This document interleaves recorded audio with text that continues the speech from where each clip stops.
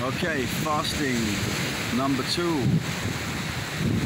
Yesterday I spoke a bit about discipline and fasting and it being akin to physical exercise that doesn't feel always great at the beginning, but when you get into it, and because you know you're getting stronger and fitter and growing, and the same is as we get into the disciplines of the spiritual, such as fasting and reading the Bible and all this stuff. So as a new believer, yeah, I would fast. I would fast every week, usually like a day a week, or I do at least a 3-day fast or a 5-day fast a month. And sometimes we'll do a week fast or 10 days. And I used to just love the uplift of the spirit after that. You know, the weakness followed by the strength and the empowerment. It was just truly amazing. Truly amazing, and it still is. Although I tell you right now, I don't fast much. I mean, I struggle with drinking and smoking and all the rest of it, and now, which isn't good. And but back in those days, I didn't drink, I didn't smoke. I was a flipping monk. I was flipping holy. And so there was, you know, like I had a spiritual mentor called Stuart. You know, he still is like a big brother to me, a Kiwi guy, a really amazing bloke. Married to Sarah. I love and respect him so much. And the guy really knows how to pray, and so does his wife. And I remember him telling me he did a 3-day fast, a 3-week fast once before he started doing a load of schools work in schools ministry. And I wanted to be just like this guy because you know, he was good looking and spiritual and would lead people to Christ. And you know, he was a great role model and a mentor. I probably idolised him a bit too much. And Stuart, if you're watching this, I don't anymore, but I respect you heaps.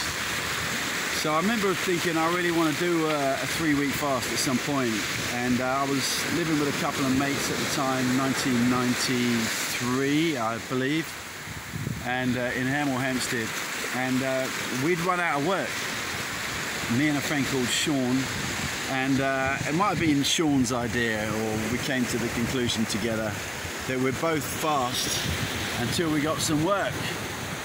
And so we did, and we got to about 10 days, and then we got some work. So Sean probably rightly decided to stop fasting. It was kind of physical work in a warehouse and stuff. But I was really wanting to do this 3-week fast. I mean, and I asked the Lord about it, and which is probably a sensible thing to do, because you know, if you're going to start fasting for that length of time without kind of God being into it, it's not really going to work that well. And basically he spoke to me out of Daniel, and he gave me a scripture out of Daniel, and it was to do with him doing his 3-week fast, and I knew that God was saying, yeah, I'm with you in this. So I did this 3-week fast. I really wanted to know whether I was going to marry or should marry a German girl I was seeing, and he did give me an answer. He basically said to me, whatever you choose is all right with me, which in my immaturity, you know, now I realise that, you know, God honours our decisions, but sometimes we can be so immature in our understanding of what God wants that we kind of don't realise that He's often saying, well, what do you want to do? So, and I remember feeling great peace in hearing that and feeling that, because I don't know, I just didn't want to miss what was the right thing to do and what God wanted me to do. And anyway, after about 17 days of doing this fasting, I started drinking hot chocolate, which for quite a number of the days of this, and I drink loads of it, to be honest. But it was winter time and I was working, and I needed the energy, and I just loved hot chocolate, and it was my little thing to look forward to. And but after 17 days, I was working at a night shelter with Sean. And I came back from a night shift once and I bought a load of t-shirts and a jumble sale. And I couldn't wait to get home and try them out. And I'm walking home and I see 3 or 4 youngsters outside the college. I was being used a lot in evangelism then, you know, and I loved it, really, you know, and I once had God tell me I was his faithful witness, which is another story. And anyway, I'm walking back home and God says to me, go and talk to those kids over there by the college. And I really didn't want it. And I was like, God, I just want to go home and drink a hot chocolate and try out my new t-shirts.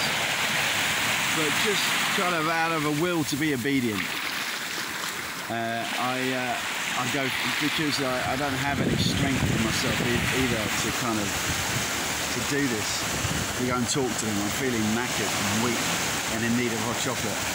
But out of obedience, I just, to the prompting of the Spirit, I go and walk towards them where they were in the college, and I kind of went up and just started chatting. And when you're young and a little bit older of a similar age, I don't know, you can get away with a lot of stuff. As an older person now, that for that age group, talking to them, it probably wouldn't have worked. But then again, if the Lord had told me to do it and I was being obedient, it would have done even now. So I go over to them and I just start chatting to them about Christ and all this stuff, and I just broke.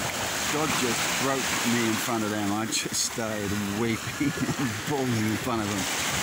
And I don't know what they made of it, but it probably wasn't a usual sight. It probably had an impact on them. And then me walking home up the hill back to the house, looking for my hot chocolate. I was just broken, still broken before God. And this was the end of '93. The beginning of '94 actually, and I was just aware of the brokenness and the need that we needed God, you know, and I was just weeping, walking home, going, God, we just need you. We need you to come. We need you to come. And I'm bawling and I'm broken, and this stuff touches God's heart, you know. God hears this stuff. God is close to the brokenhearted, and He hears their cries. Psalm 34, and I'm just broken and saying, God, we need you to come, we need you to come. And you know, and this was interesting because it all coincided around this time of what was the Toronto blessing. It hadn't hit yet where I was, and I hadn't even heard of it, to be honest with you. But you know, our next church meeting, I think I was still on this fast. It was in a few days, and I don't necessarily say it's kind of down to the fasting, but I do think something was going on because loads of the kids in the area all started turning to God, and God just dropped in the Sunday evening church meeting one time. I mean, it was like a new thing, and He came, and as I said, it coincided with this fresh wave and impetus from the Holy Spirit called the Toronto blessing.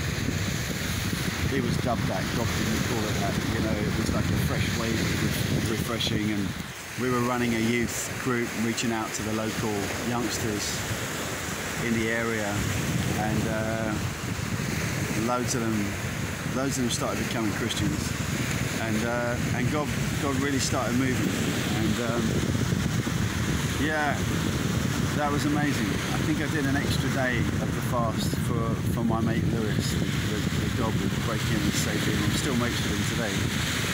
And yeah, and he's got a faith. But his son Jasper is really amping for the Lord, and he's a flipping cool dude.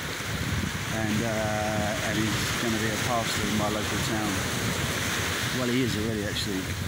And so maybe that's some fruit of that prayer too, I don't know. So anyway, yeah, I just wanted to share that other fasting story with you.